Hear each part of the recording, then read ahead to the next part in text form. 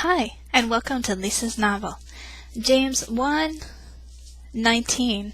Dear brothers, don't ever forget that it's best to listen much, speak little, and not become angry, for anger doesn't make us good, and God demands that we must be.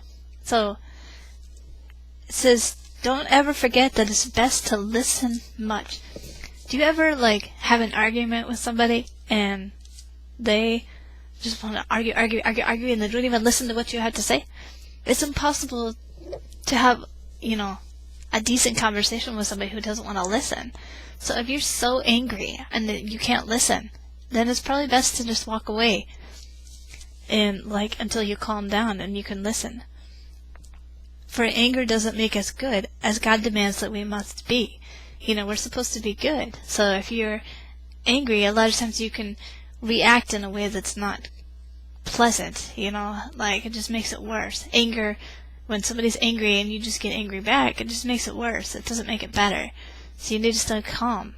So get rid of all that wrong that is in your life, both inside and outside, and humbly be glad for the wonderful message that we have received, for it is able to save our souls as it takes hold of our hearts.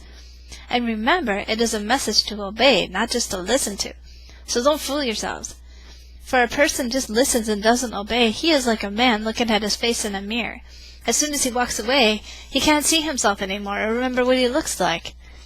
But if anyone keeps looking steadily into God's law for free men, he will not only remember it, but he will do as it says. And God will greatly bless him for everything that he does. So, you know how being a Christian is always about being at peace, being peaceful, like a peacemaker.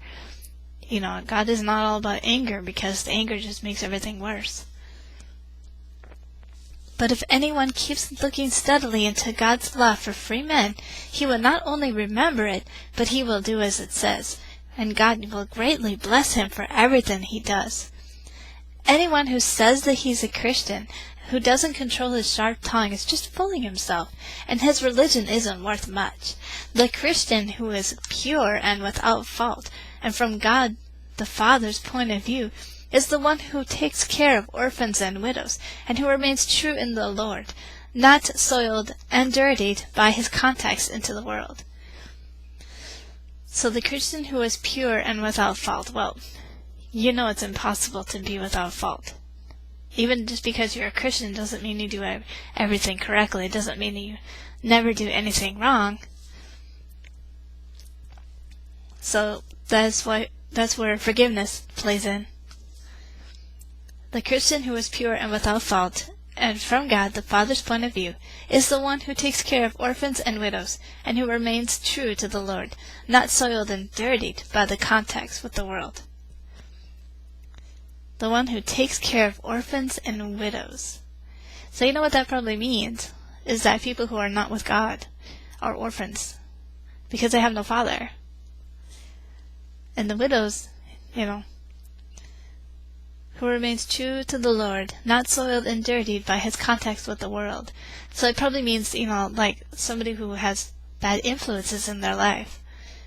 They're the ones that are going to be made, they need to be made pure. So, that's just what I was reading today.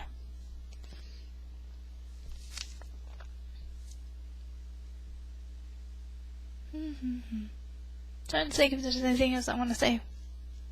Not really. So, there's another part of the verse. Luke 11:28. Well, it's a different verse, but blessed are those who hear the word of God and obey it. So, it's one thing to listen to what the Bible has to say. It's another thing to do it. So, yeah.